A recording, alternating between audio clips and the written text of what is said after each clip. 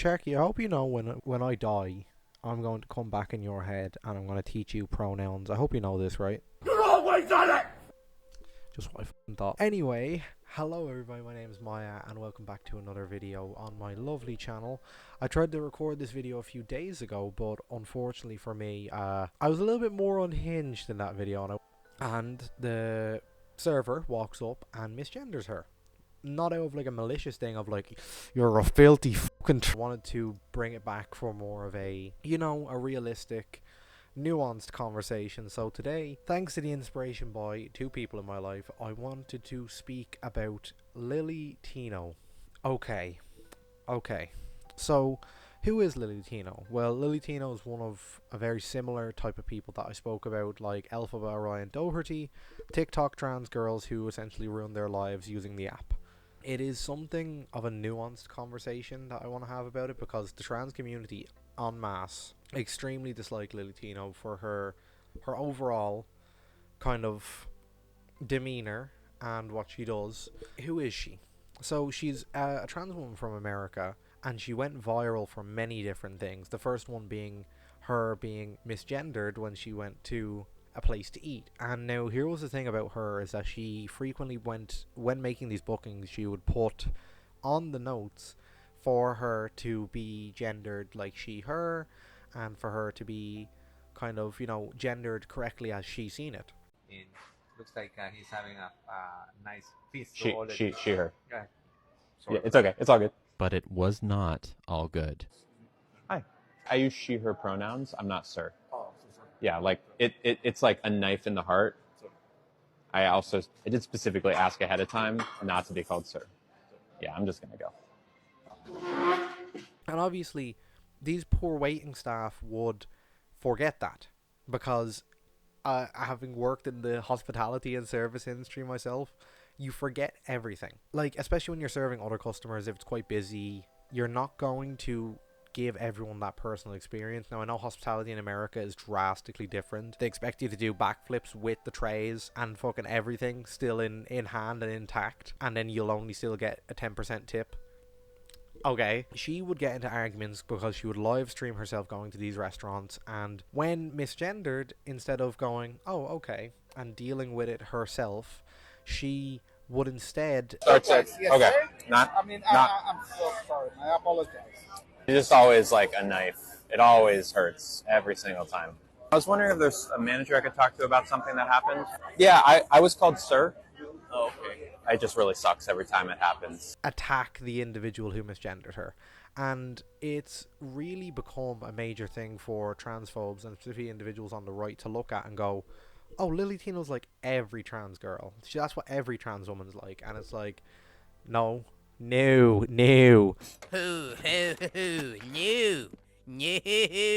Because, like, it's just such a small thing that got her famous, but mostly because of the fact that the internet seems to hate, and gen people en masse hate entitled people speaking to waitresses and waiters and any sort of hospitality staff, because they're dealing with this shit all day, every day for a minimum wage.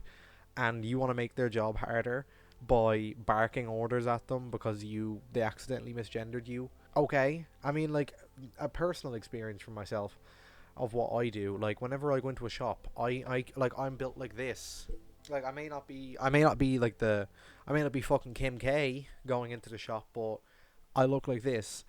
And when I go into the shop and they go, oh, here you go, sir, I don't care.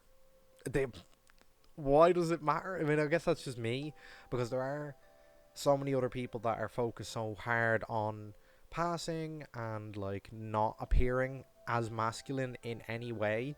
But over my 3 years on hormones and my general social transition, being around cis women, trans women, queer women, I've just come to terms with passing is not really the everything, the be all and end all. I understand if that's yours, but, like, I am perfectly secure in who I am. And if someone recognized me as a trans woman, okay. You can't expect that from everybody, especially in a high stress environment like service working, as I used to be a bartender. And especially working weddings, that's what I used to do as a bartender, and it's just not something that you can expect, even as a trans woman myself, to be able to gender someone correctly. And That's what got her most infamy, was going on these TikTok lives, which I'll get to as I repeat this opinion every single time I make a video about how TikTok lives are just the epitome of how to ruin your life in about 10 minutes. But she would go on live constantly, multiple things of these misgendering incidents where she would just kick up a fuss, get the manager, get everybody, get the fucking CIA, the UN, bring the army in. Come on, Barbie, let's go party! To defend her, and she would just end up harming her own reputation. And this is something that I'll come to later on, but the next one really got her infamy, and she's still doing it. My corn dog is still intact. I don't need to know about that. You keep that to yourself. She loves Disney. She loves Disney. And what do you like to do in Disney? You know, you go ride the roller coasters, you see the cool, funny characters, give a smile. It's a kid's place, and people seem to propose there for a lot. But it's a kid's place. You know, family friendly, no fucking dirty. You can't do that in Disney. She's sat within earshot, because you can hear children on the microphone behind her, in a restaurant, openly speaking about having her testicles removed as part of her trans surgery. I'm gonna get banned from Disney. I swear, we're about to get banned from Disney. Last summer, I got my cake pops removed, and the plan up until recently was to get my marshmallow wand reconfigured into a marshmallow tunnel. I don't know if we understand this with the modern internet, or maybe it's just like how I was raised. Not everyone has to know what's going on in your life. Like, I have a select few who find out about my trans stuff, and I make sure that they're comfortable with me speaking about it first of all, plainly.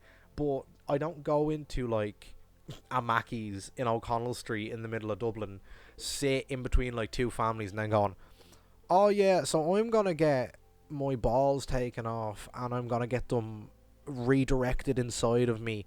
Here's a very visceral and gritty look at what I'm gonna do to myself. Just like, I understand she's trying to be educational and even altering some of the kind of things in the way she said it. So she said like cake pops instead of testicles. Oh, and like she made this is still going on, by the way.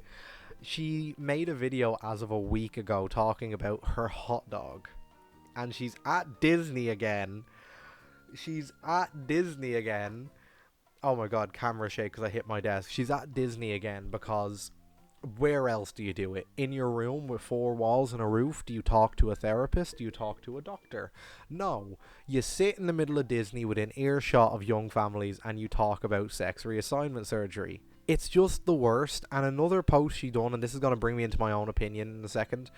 Another post that she did was ranking women's bathrooms within this kind of thing, within Disney, first of all, that's illegal in Florida to do that. Florida and Texas are the two worst states for trans rights and trans healthcare and trans fucking anything. If you even say transport, meaning you're going to transport something, you're shot dead on the spot. People will genuinely believe that when I say, fuck's sake, I need to stop. That's how it is. They are both the two worst Bible Belt ruinous, ravenous fucking individuals that hate trans rights.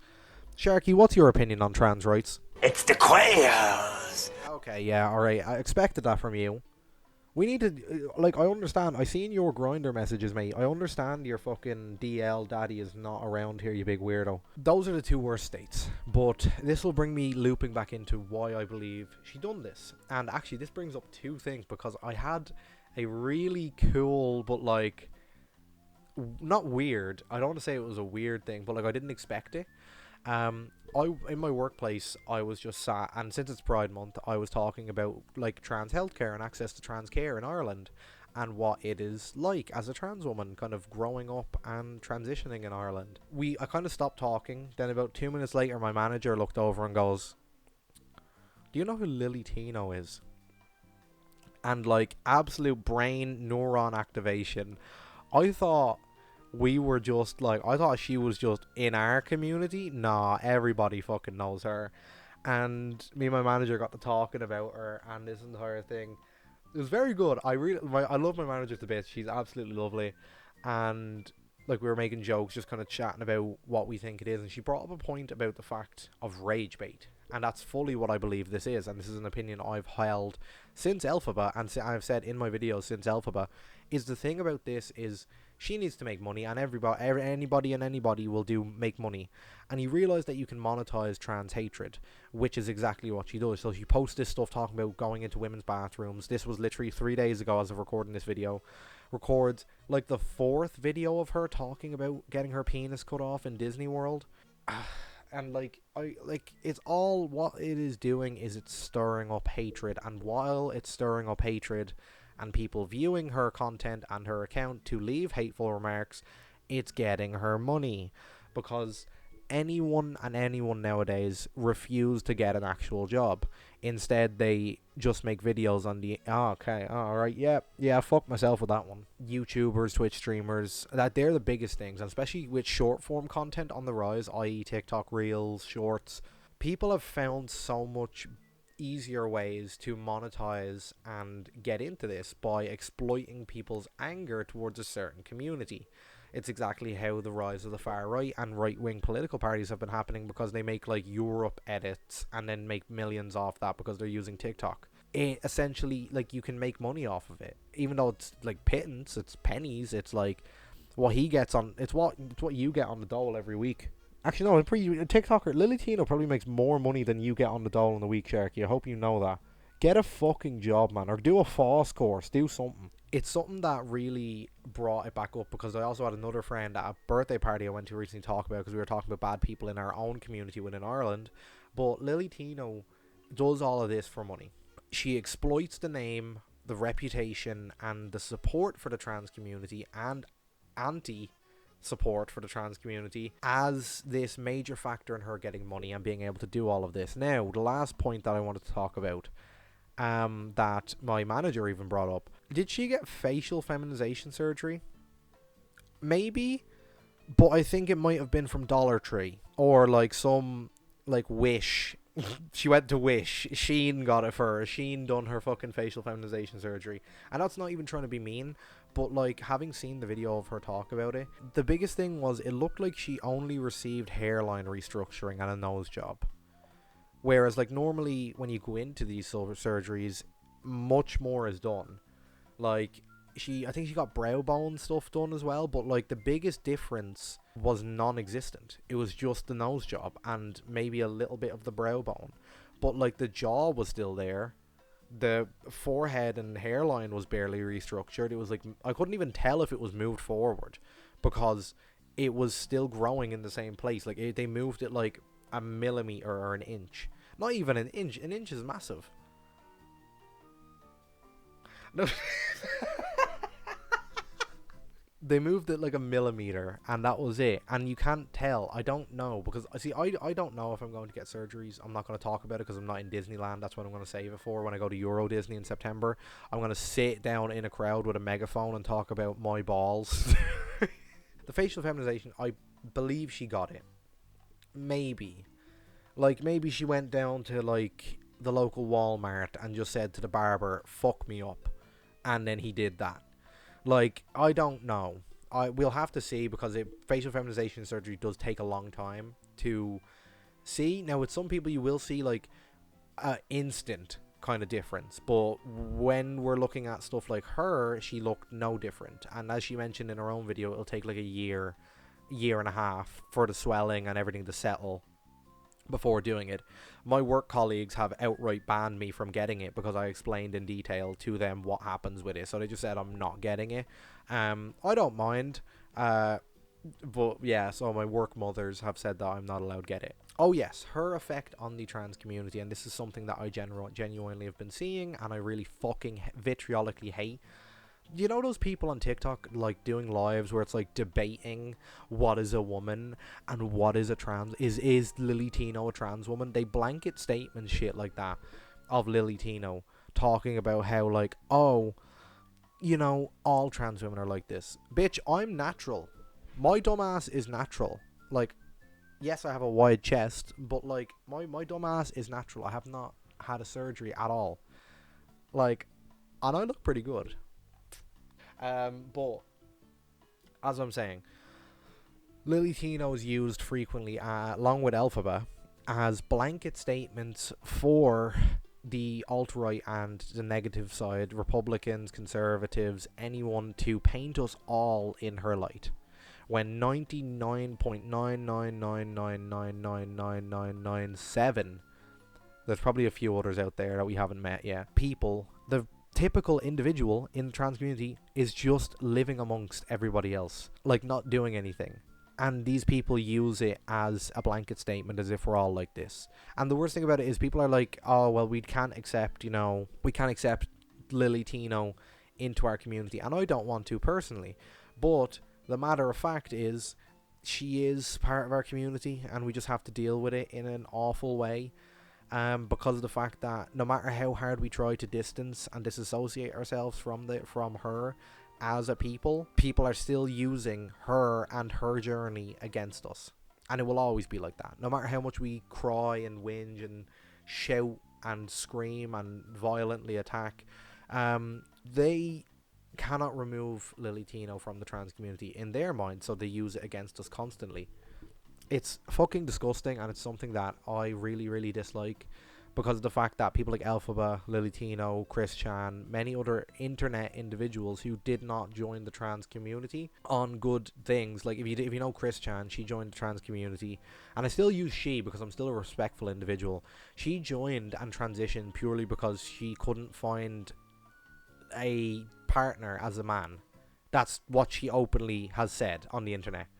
And she joined it to take advantage of the lesbian dating pool. That makes me horrified as a transgender lesbian, which does exist, and I'll probably go over it in another video sometime, but yeah. Wait, what club did you go to? I think there was this, like, pink horse in front of the club.